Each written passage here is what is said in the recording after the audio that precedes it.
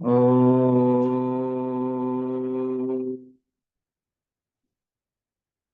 विश्वानि देव सवितर्दुरितानि परासुव यद्भद्रं तन्नासुव। ओम शांति शांति शांति। श्री सद्गुरुदेव भगवान की जय। प्रस्तुत विवेक चूड़ामणि चल रहा है और 269वां श्लोक। विषय है वासना का त्याग और उसकी विधि कि किस तरह वो हम त्याग कर सकते हैं, त्याग करना चाहिए, ये यहाँ बताते हैं। देह तादात्म्य को छोड़ के अपने आत्मवृत्ति पे ध्यान देना बताते हैं कि किस तरह देह तादात्म्य छोड़ना चाहिए, किस तरह समझना चाहिए कि देह हमसे अलग है। तो ये समाज समझाते हैं ज्ञात्वा स्वं प्रत्यगात्मानं बुद्धि तद्वृत्ति साक्षिणम सोहमित्येव सद्विद्या अनात्मा अनात्मनि मतिम जहि। कहते हैं कि ज्ञात्वा स्वं प्रत्यगात्मानम, जब जान लेते हैं कि मैं ब्रह्म हूँ तो उसके ऊपर पूर्ण रूप से फोकस करना चाहिए।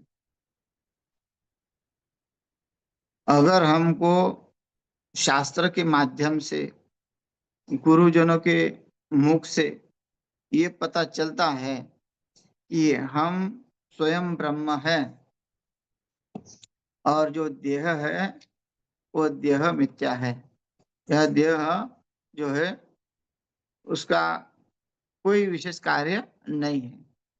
अगर ऐसा समझते हैं तो क्या करो, फिर बुद्धि में वो प्रतिष्ठित करो, क्योंकि बुद्धि में प्रतिष्ठित करने के सिवा और दूसरा कोई उद्देश्य नहीं होना चाहिए। जब जान लिया कि मैं ब्रह्म हूँ, स्वयं का अंतरात्मा अगर जानता है शास्त्रों को अध्ययन करके, तो फिर उसकी बुद्धि और वृत्ति साक्षिणम, उसकी बुद्धि भी उसकी साक्षी रहती है। अगर वो अच्छा करता है तो उसकी बुद्धि साक्षी है, अगर वो बुरा करता है तो उसकी बुद्धि साक्षी है। तो वो साक्षी, या कभी देह को आत्मा कहा है, कभी बुद्धि को भी आत्मा कहा है। तो यहाँ वो साक्षी अर्थ ये लेते हैं बुद्धि का आत्मा रूप में, कि वो जानता है। साक्षी रूप से तो वो स्वयं है ही, वो जान रहा है कि मैं ब्रह्म हूँ, लेकिन उसकी निष्ठा नहीं है। तो निष्ठा के लिए जो है उसने बार बार कहना चाहिए कि वो अनात्मा जो देह है वो आत्मा में प्रतिष्ठित हो, क्योंकि जो अनात्मा की ओर आसक्ति हुई है, और वो आसक्ति अहम वृत्ति के कारण हुई है। अगर तुम अहम की भावना छोड़ दो तो देहावृत्ति भी छूट जाएगी। जैसे इंद्रियों के माध्यम से, देह और इंद्र मन के माध्यम से, बुद्धि के माध्यम से जो शरीर के ऊपर आसक्ति हुई है कि ये मेरा हाथ है, ये मेरा कान है, ऐसा उसको पता है, वो साक्षी है कि ये मेरा कह रहा है, तो वो स्वयं नहीं है ना। अगर हम कहते ये मेरा हाथ है तो ये मेरा हाथ हो गया, मैं हाथ तो नहीं हो गया। ये मेरी घड़ी है, तो घड़ी जड़ होने के बाद भी वो घड़ी मेरी है, हम बोलते हैं। तो घड़ी भी मैं नहीं हूँ, घड़ी तो जड़ है, लेकिन फिर भी मैंने कहा मेरी है। घर मेरा है, तो घर मेरा का अर्थ है कि घर जड़ है, लेकिन फिर भी हम अपना अहमता लगाते हैं। वैसे शरीर के ऊपर हमने जो अहमता लगाई, अच्छा घर को अपना मान लिया, घर को ये समझते हैं कि घर टूट जाएगा, गिर जाएगा, समाप्त हो जाएगा, है ना, एक क्षण में जो है समाप्त हो जाता है, सबको पता है, तोड़ने में कोई समय नहीं लगता। तो वैसे ही शरीर के माध्यम से भी समझना चाहिए, लेकिन शरीर को ऐसा रखते कि जैसे कोई अमरत्व प्राप्त करके आया, अमृत पी के वहां से आ गए, अब यहाँ जो है बिंदास रह रहे, तो वो कहते हैं कि वैसी गलती मत करो। जब पता है कि ये स्थिर नहीं है, हमेशा बदलने वाला है ना, शरीर परिवर्तन होने वाला है, स्वभाव परिवर्तन होने वाला है, जो बचपन में स्वभाव रहता है वो यौवन अवस्था में नहीं रहता। बचपन में बाल्यावस्था में ना छल कपट कुछ भी नहीं रहता, निर्मल स्वच्छ रहता है ना। इसलिए बोलते हैं कि बालक जो है देवता के समान होते हैं, कि जिसके अंदर कोई छल कपट नहीं होता, लेकिन उसी हृदय में उसी शरीर में जो है परिवर्तन हो जाता है। अच्छा, जिसके अंदर वो कुछ नहीं था, उसके अंदर जो है परिवर्तन हो गया, तो छल कपट गुस्सा क्रोध है ना, लोभ मोह ये सब अपने आप आ जाता है। और उसके बाद जो है वो भी स्थिर नहीं रहता, कि ऐसा नहीं कि फिर बाद में स्थायी रहेंगे, नहीं। जैसे जैसे वृद्धावस्था आ जाती है, समझ में आता है कि संसार तो कुछ भी नहीं है, एक कमाया हुआ मेरे हाथ में कुछ नहीं लग रहा है। तो क्या हुआ, फिर उसकी बुद्धि से और अहमता ममता निकलने लग जाती है। अहमता तो नहीं जाती, लेकिन जो आसक्त हुआ है उसकी आसक्ति थोड़ी छूट जाती है, थोड़ा कुछ बदल हो जाता है। कहने का अर्थ है कि उसके स्वभाव में थोड़ा कुछ बदल हो जाता है। तो ये बदलता रहता है, शरीर बदलता रहता है, ये सबको पता है, लेकिन उसकी जो अहमता बनी हुई है वो नहीं बदलती उसकी। तो वो वही तो, और वो साक्षी है, वहां वो अपनी बुद्धि साक्षी की तुम वो नहीं हो, फिर भी वो मान्य रहा है ना। वो दूसरी वस्तु को जो आरोप कर रहा है, क्या बोलते हैं, अध्यास, मतलब जो नहीं है आत्मा पे अनात्मा का आरोप करना। हाँ, जो पदार्थ है, पदार्थों को जो है सत्य समझना, वही जो है आरोप है। तो वो आरोप ऐसा कर रहा है कि मैं हूँ, है, शरीर जो है नहीं, फिर भी उसने अहमता ममता जकड़ के रखी है उस शरीर के माध्यम से, और उसकी छूट नहीं रही है। वो ये नहीं समझता कि जो कहा है, शास्त्रों ने कहा है कि सोहम, है ना, सोहम मित्येव सद्वृत्त्या, हमेशा सोहम वृत्ति में रहना चाहिए। सो हम, वो मैं हूँ, जब तक अपरोक्ष अनुभूति नहीं आती, सोहम, फिर अहम, फिर कुछ भी नहीं, है ना, पूर्ण वृत्ति में कुछ भी नहीं है। लेकिन जब तक स्वाद, जैसे शास्त्र का अध्ययन हुआ, शास्त्र का अध्ययन होने के बाद सोहम वृत्ति जागृत होनी चाहिए, हाँ मैं हूँ, जो शास्त्रों ने कहा वही मैं हूँ। फिर कैसे मैं हूँ, तो उसका परीक्षण करना चाहिए। परीक्षण के लिए जो है निधिध्यासन होना चाहिए, निरंतर उसका ध्यास होना चाहिए, तभी वो जो है वृत्ति अनुभव में आएगी। फिर सोहम के बाद अहम हो जाएगा, हाँ मैं हूँ, मैं ही हूँ, और कोई नहीं। सो वो अलग हो गया, हाँ, सोहम का मतलब वो मैं हूँ, वो का मतलब दूसरा हो गया।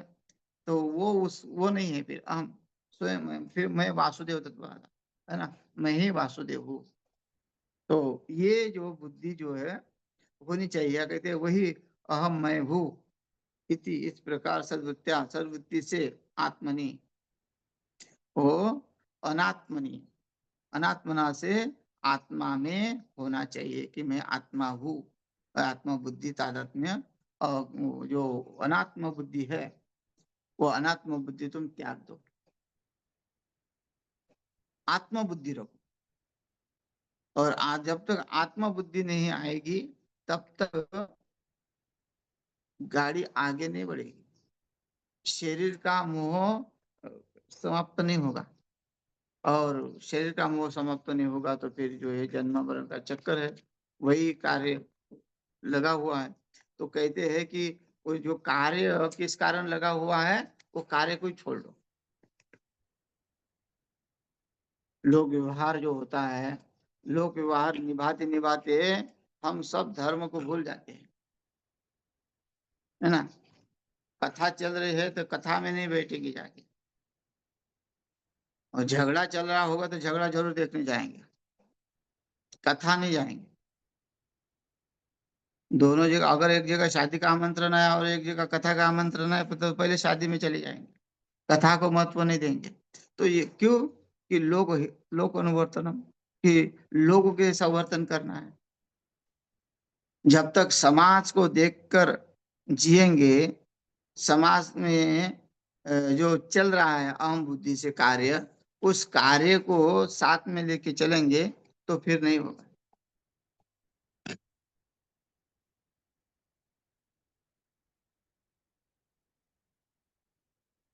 वो छोड़ना पड़ेगा। तो इसलिए यहाँ आचार्य जी कहते हैं,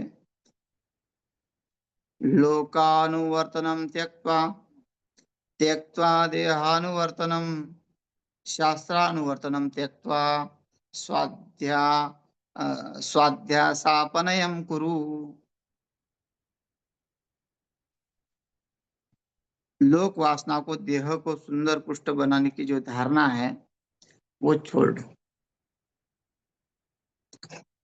कहते हैं कि लोकानुवर्तनम त्यक्त्वा, जो लोक व्यवहार है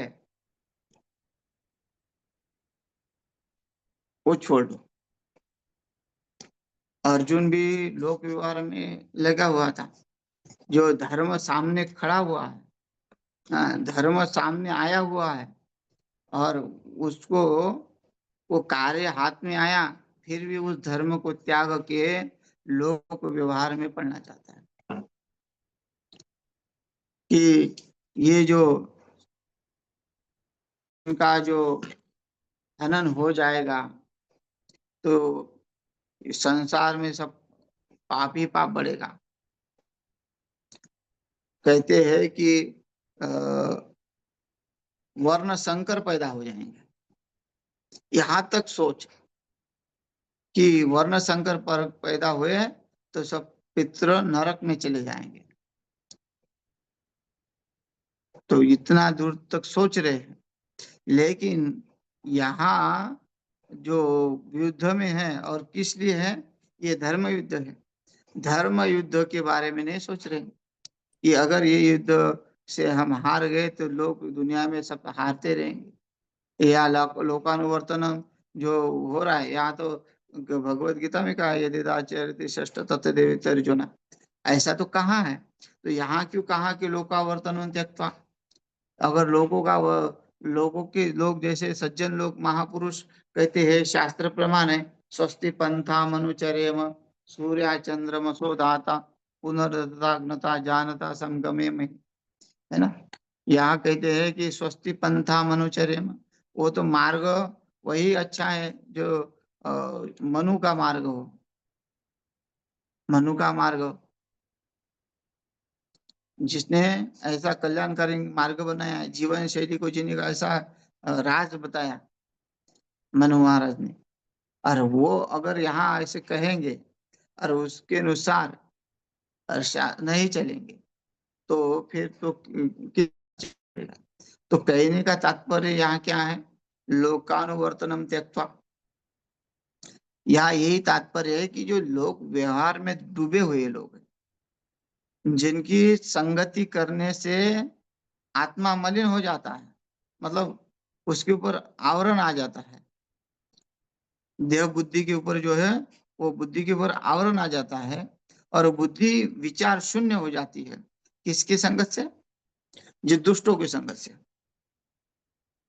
और जिनके विचार के, जिनके लिए सोचते हैं, या या कोई फिर रिश्तेदार भी ले सकते हैं, अड़ोस पड़ोस भी ले सकते हैं, अपने ग्रामीण गांव के लोग भी ले सकते हैं, जो भी है ना। लोकानुवर्तनम त्यक्त्वा, लोगों का जो दूषित आचरण है, ऐसा नहीं कि सज्जनों का वर्तन मत करो, या फिर वो अर्थ लेंगे लोकानुवर्तनम त्यक्त्वा का अर्थ ले लेंगे कि अ, ये जो है सब नास्तिक ही है। ऐसा नहीं है। यहाँ जो देहासक्त में पड़े हुए हैं और संसार के बंधन से मुक्त नहीं होना चाहते, उनको शास्त्रों का कोई ज्ञान नहीं है, और कई लोग इसको कपल कल्पना मानते हैं, तो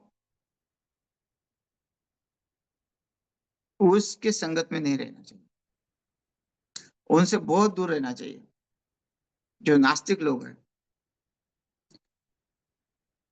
और जो यह समाज आस्तिकता का ढोंग कर रहे वैसे भी लोग हैं, जो आस्तिकता का ढोंग कर रहे हैं, उनके साथ भी नहीं रहना चाहिए, उनको सपोर्ट नहीं करना चाहिए। हाँ, कई बार तो अपने है करके छोड़ देते हैं, है ना। अपने हैं, अर्जुन ने के भी अपने होके छोड़ दिया था। भाई, घर में अगर पाखंड चल रहा है तो उसको भी बंद करो, पाखंड के ऊपर जो है थोड़ा सा अंकुश लगाओ, उसको मतलब बढ़ावा मत दो। किसी ने अगर घर वाला गया कहीं और किसी का बारे में चमत्कार शुरू कर दिया बताना, उसकी बढ़ाई चढ़ाई की, तो ठीक है। लेकिन जब तक हम नहीं जानते हैं किसी को, तो उसका वर्तन मत करो। नहीं तो फिर क्या होता है कि एजेंट बने हुए हैं गुरु बनाने के लिए। हाँ, या घर घर घूम रहे हैं कि आप इनको गुरु बनाओ, है ना। अरे, पुस्तक बांटे जा रहे हैं, रामपाल की पुस्तक घर घर में बांटे जा रहे हैं। मेरे स्वयं को बंधन से मुक्त नहीं किया, जेल से छुटकारा स्वयं नहीं है। अच्छा, ये हम उसका विरोध नहीं करते, लेकिन वो देवी देवता का पूरा विरोधी है। देवी देवताओं का जो है पूरा का उसमें खंडन कर दिया है। कुछ नहीं है। तो वो एकदम प्रक्रिया ऐसी उल्टी सुल्टी बना के जो है रखा हुआ है। पहले शास्त्रों का संस्कृत का अध्ययन नहीं किया हुआ है, ज्ञान नहीं है। किसी किसी की वाणी को अपना अर्थ से लगा के जो है, जैसे कबीरदास जी की वाणी है, उसके अपने अर्थ को लगा के, अपने मन के अर्थ को लगा के जो है लोग समाज के सामने रखना, और अपनी बढ़ाई चढ़ाई करना, अब मैं ही हूँ और इसके सिवा दूसरा कुछ नहीं है। तो ऐसे भ्रामक जो है बुद्धि वाले जो लोग हैं, जो भ्रम फैलाते हैं, उससे दूर रहना पड़ेगा। इसलिए क्या कहते हैं, लोकानुवर्तनम त्यक्त्वा। जो हमारे सिद्धांत के खिलाफ है, चाहे कोई भी संप्रदाय हो, अगर वो अद्वैत के खिलाफ है, जो अद्वैत मत में नहीं है, उसको कहते हैं शंकराचार्य जी लोकानुवर्तनम त्यक्त्वा। अगर आप उसमें भी जाओगे इसमें भी जाओगे, हाँ, जो कई क्या बोलते हैं उसको, जो रोजे पकड़ते उनका दिन जो आता है, तो उसमें भी लोग उसको बधाई देते हैं। और कभी किसी को दिवाली की बधाई देते हैं, कभी किसी को क्रिसमस की बधाई देते हैं। एक सिद्धांत एक होने के बाद फिर झूठे की तरफ क्यों बढ़ना है। हमारा जो सत्य है, हम सत्य छोड़ के फिर उनकी उनकी वाह वाह करते रहेंगे, बुद्धि वैसी ही पाखंडी हो जाएंगी। जिस दिन हमने झूठा ही किसी की स्तुति की, उस दिन बुद्धि ऐसा ही जैसे चखोगे, वैसे ही उसको चखने का आदत पड़ेगा, उसका स्वाद बढ़ेगा। लोग कई अतिशोक्ति कर करके बताते हैं हर चीज को, हर वस्तु को। तो वो क्या होता है, वो आदमी फिर भ्रम में रहता है। अगर किसी ने किसके बारे में अतिशोक्ति कर दिया, जो जैसा है यथार्थ कह दो, कोई दिक्कत नहीं है। लेकिन किसी के बारे में अतिशोक्ति कर दिया तो वो क्या होता है, फिर वो भ्रम में रहता है, भ्रम पड़ जाता। थोड़ी सी गलती, या थोड़ी सी भी गलती, वासना अगर हमारी कुछ शेष रहती है, तो फिर भी जड़ भरत जी, वासना थोड़ी सी गलती उनको 2 जन्म के लिए जो है उनको भोगना पड़ा। पहले तो हरण के रूप में, दूसरा जड़ भरत के रूप में। ज्ञान रहा लेकिन शरीर प्रारब्ध भोगना पड़ा। क्यों, वासनाओं के कारण। तो ये वासना थोड़ी भी बुद्धि में नहीं लेना चाहते हैं, तो ऐसे ही लोगों का वर्तन छोड़ दो। ऐसे नहीं कि महापुरुष का वर्तन छोड़ दो, महापुरुष का वर्तन तो बिल्कुल नहीं छोड़ना चाहिए। लेकिन जो लोग तार्किक है, जो लोग अद्वैत मत को मानते नहीं है, उस लोगों का लोकानुवर्तनम त्यक्त्वा, जो लोग केवल देह तादात्म्य में वो आसक्ति बना के रखे हैं। देखो, जितने भी फिल्म स्टार, वो उनका जीवन कैसा है, वो इसीलिए जीते हैं कि शरीर ठीक सुंदर रहे, जहाँ दो तीन बार अपने शरीर को प्लास्टिक सर्जरी करके जो है ठीक ठाक रखे। तो ये जितना भी है वो केवल देह तादात्म्य में ही तो है। क्यों? और उसी का लोग वर्तन कर रहे हैं। वो सत्य नहीं है, उनका जीवन बिल्कुल सत्य नहीं है।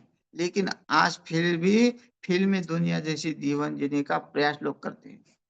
ये जो आजकल जितने भी यहाँ शादी होने के बाद तलाक हो रहे हैं, केवल फिल्मी दुनिया के कारण हो रहे हैं, और कुछ भी नहीं। अगर वो शास्त्रों के अनुसार चलते, अगर शास्त्र अध्ययन होता उनका, अगर महापुरुष का संग होता, तो इनके रिश्ते कभी टूटते नहीं। एक दिन में रिश्ता जुड़ता है और दूसरे दिन में रिश्ता टूट जाता है। ना उस रिश्ते में कोई विधि विधान होता है, ना कुछ होता है। तो ऐसे लोगों को में रह के, ऐसी शादियों पार्टियों में जाके अपने बुद्धि को क्यों बिगाड़ना है? जो शास्त्र के अनुसार वो कार्य नहीं कर रहा है ना, शादी भी हो रही तो कोई शास्त्र अनुसार नहीं, पंडित का कोई मत नहीं, पंडित जी जो है टाइम नहीं है, ऐसे भी कहने वाले लोग हैं। तो ऐसे ही उनकी इसमें जाके, इसलिए है वैसा वर्तन देखा जाए कि लोगों के कर नहीं करना नहीं चाहिए। इसका ये बहुत बड़ा बंगला है, तो हमारा भी वैसा ही बंगला होना चाहिए। उसके लिए जो है फिर उल्टे सुल्टे काम कार्य करो, वैसे तो चल रहा है देखा देखी। तो वो उसके लिए जो क्या होता है, फिर बुद्धि खराब हो जाती है, वो कभी धर्म में नहीं चलती। तो इसलिए क्या है, लोकानुवर्तनम त्यक्त्वा, लोगों का जो वर्तन है, लोगों का आचरण है, वैसा ही मत करो। जो दूषित आचरण है तुम्हारा भी दूषित हो जाएगा। लोगों के देखा देखी अच्छे लोगों को देखना पड़ेगा। और त्यक्ता देहानुवर्तनम, देह देह की आसक्ति भी नहीं, और देह को ज्यादा भोग विलास में रखना भी नहीं है। देह को ज्यादा पाउडर अत्यर, ये सब क्रीम पाउडर से थोप थोप थोप थोप कर जो है उसके ही पीछे 2-4 घंटे लगे रहते हैं। और फिर जो है वो खराब नहीं होने वाला, खराब होना, फिर वो बुद्धि उसी में पड़ी रहती है। बार बार वो शीशे के सामने इधर उधर झांकता रहता है कि मैं कैसा देख रहा हूँ, मैं कैसे देख रहा हूँ। तो ये सब जो है क्यों होता है? देहासक्ति के कारण। और वो देहासक्ति जब तक है, अहमता ममता जब तक उसमें है, तब तक हमको वैराग्य नहीं होगा शरीर के ऊपर। हमें शरीर से कार्य लेना है, शरीर का तो धर्म ही है। शरीर माध्यम खलु धर्म साधनम, वो साधना प्राप्त के साधन प्राप्त के लिए है, जो हमको उसको करना है। भगवत प्राप्ति के लिए शरीर मिला हुआ है, लेकिन वो भगवत प्राप्ति के लिए न यूज करते हुए हम अगर वो देहाशक्ति में लगा देते हैं, उस शरीर को सजाने में लगा देते हैं। भाई शरीर को तो ठीक ठाक रखना है, लेकिन उसके लिए इतना समय नष्ट न करो कि काल कब आ जाएगा और कब ले जाएगा। हाँ, चल रहा है, भजन करने के लिए चला, ऐसा नहीं है कि उसी में उसी देहा शक्ति में रहो। इसलिए देहानुवर्तनम त्यक्त्वा, हाँ, और देहा उसके ऊपर ध्यान दो। वो बदलने वाला है, घटने वाला है, गलने वाला है, सड़ने वाला है। अगर उसमें आसक्ति बना कर रखेंगे तो फिर वैराग्य कब होगा? और शास्त्रानु गजब कर दिया कि शास्त्रानुवर्तनम त्यक्त्वा कैसे कर दिया। शास्त्रों का वर्तन अगर नहीं करेंगे तो कैसा होगा? तो यहाँ इनका तात्पर्य ये है कि वे शास्त्रानुवर्तनम त्यक्त्वा, अगर शास्त्र खंडन मंडन में ही लगे रहे तो फिर जो है तुमको वो बोध नहीं होगा। पढ़ा पढ़े है ना, इसलिए इतना मत पढ़ना तर्क वितर्क करने के लिए कि आप जो है केवल एक शास्त्रार्थ ही बने रहे कि शास्त्र करने वाले, शास्त्रार्थ करने वाले, ऐसा नहीं। बोध होना चाहिए। यहाँ शास्त्रानुवर्तनम त्यक्त्वा का अर्थ ये है कि कहीं तंत्र है ना, तंत्र वाले हैं शास्त्र, कहीं जो है कि अ, है ना, कि अलग अलग साधना वाले हैं, तंत्रागोरी वाले हैं, जो भी कहते हैं कि जो अद्वैत मत से विरुद्ध है। यहाँ क्या कहा था हमने? अद्वैत मत से विरुद्ध। केवल शंकराचार्य के भाष्य छोड़ के जितने भी भाष्य है उस शास्त्रावर्तन त्यक्त्वा, अगर यहाँ शास्त्रकार जो भी पुस्तक जो भी लिखता है, जो वैदिक पुस्तकों को छोड़ के, वो भी हम शास्त्र मानते हैं, जिसने जिसने जो कुछ लिखा उसको शास्त्र मानते हैं। लेकिन जिसका जैसे ऋषि दयानंद का है ना, त्रैतवाद मत है, तो उनका भी सत्यार्थ प्रकाश है। अगर वो सत्यार्थ प्रकाश पढ़ेंगे, अगर वो व्यक्ति एकदम सीधा साधा हो और उसके बुद्धि में और कोई ज्ञान नहीं हो, तो पूरा का पूरा उसके ऊपर प्रभावित हो जाएगा। अच्छा, जिसने जो जो लोग जिस जिस संप्रदाय में है, उन वो लोग कैसे हो गया, उनमें प्रवेश कैसे हो गया? तो उनको किसी बात का ज्ञान नहीं है, जो अद्वैत का ज्ञान नहीं है। अद्वैत का ज्ञान नहीं है, इसके कारण उन्होंने उस शास्त्र को, उनके भी शास्त्र है, त्रैतवाद द्वैतवाद इनके भी शास्त्र है। तो ये शास्त्र सुनने से मन बुद्धि जो है पलट जाती है। कोई बोलता है कि दिन भर जप करो, है ना, कोई कहता है कि ऐसी उपासना करो कि तुम खाओ तो उनको भी खिलाओ, तुम जैसा रहते हो उनको भी ऐसा रखो। तो फिर भी जो अद्वैत में हो गया। और वो लोग कर भी रहे, उसमें वो आनंद भी है, भक्ति में आनंद है। लेकिन अगर वो भक्ति हमेशा वैसी ही रहे, अगर उसमें कोई बदल ना हो, है ना, भाई तुम्हारे वृत्ति में कोई बदल ही नहीं हो रहा है, कब तक तुम द्वैत द्वैत द्वैत करके रहोगे? एक बार तो कहो कि जिसको मैं पूजता हूँ, जैसे नामदेव महाराज को समझ में आया, जिसको मैं पूज रहा था वही मैं हूँ। नामदेव महाराज विठ्ठल भगवान की पूजा कर रहे थे, वो रोज रात दिन उनके पास पड़े रहते थे, रात दिन उनको जो है देखते थे और भोग लगाते थे, वो अच्छा खिलाते थे, उनसे बातें करते थे। लेकिन जब संतों ने बोध किया फिर भी कच्चे हो, तब पता चला कि हम फिर भी तुम्हें अज्ञान में ही था। फिर वहां से हट लिया है। करो कब तक? जब तक आपका मन जो है एक शांत न हो जाए। जो मन में हलचल वृत्तियां जो होती है, इंद्रिया जो परेशान करती है, उस इंद्रिय परेशान करती है, इसके कारण जो आपने साधना पकड़ी थी, उस साधना को आगे बढ़ाना पड़ेगा। अगर वो आगे नहीं बढ़ती तो फिर तो वही के वही हो जाएगा, पुण्य तो संचय हो जाएगा और पुण्य के माध्यम से स्वर्ग प्राप्ति हो जाएगी। स्वर्ग प्राप्ति से आपको अच्छे अच्छे भोग मिलेंगे। यहाँ भोगे नहीं, यहाँ भोग को थोड़ा त्याग दिया तो वहां अगर भोग आगे बहुत भोग होगे तो वो, लेकिन वो हमारा लक्ष्य नहीं है।